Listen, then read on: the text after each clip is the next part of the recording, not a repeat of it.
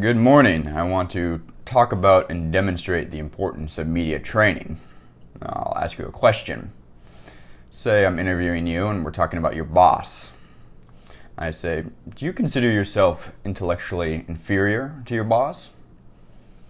You might respond with, no, I don't. So you must consider yourself intellectually superior to your boss. And then that might catch you off guard. You might mumble something about no, well, hold up. But I've already got the soundbite. And that's because I've asked you a relatively binary question.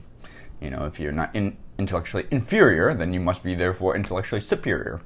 When in reality, we know that there is more nuance than that. But in the arena of, let's say, video or sound bites, binary questions work very well. And if you're not prepared, if you're not understanding, what is the mechanic of this question, you can get trapped. That's a simple example. Do you consider yourself intellectually inferior to your boss? Because it evokes an emotional, visceral response. But no, I'm just as intelligent as my boss. So you consider yourself intellectually superior. And this came to my mind after reading a Jezebel article, I know of all things, talking about a New Yorker article, which was referencing a Jezebel article, and that went down the rabbit hole of journalism practices.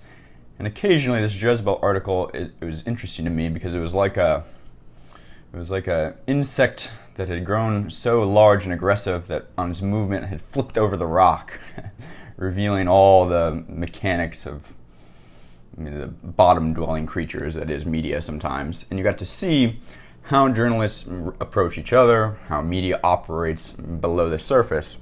And it's revealing because you see even other journalists trying to trap other journalists in background and off the record and on the record.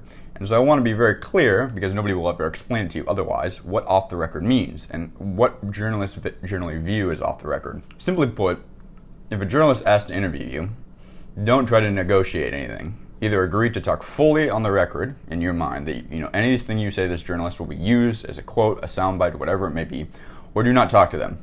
Find another means of amplifying your voice, because every journalist will play by a slightly different set of rules. Now, the most implicit set of rules is that off the record must be agreed to by both parties. And you'll see emails often by PR agents or people reaching out to a journalist or politicians all making the same blunder, which is that they will emphatically put in their subject line in an email, or they'll start the phone call with, "This is off the record." And inevitably, when the emails become leaked or the phone call becomes distributed on national television, you'll hear the journalist not say anything, silence on the other line, allowing the subject just to continue talking. And the journalist will claim, that's not how on the record works, or off the record works. We both have to enter a mutual agreement of off the record. And if I, the journalist, don't agree that this is off the record, it's on the record still. Basically, it is a verbal cue that I'm pressing the stop button on the tape recorder, and we are now talking without a recording. However, I, the journalist, have to agree to hit stop on it. And unless I say this is off the record, then it's not off the record. Which leads to, the background question. You'll hear, oh, he went on background. Can you talk on background? Background means different things to different people. As is revealed in the Jezebel article and in the New Yorker journalists and the various, the Post.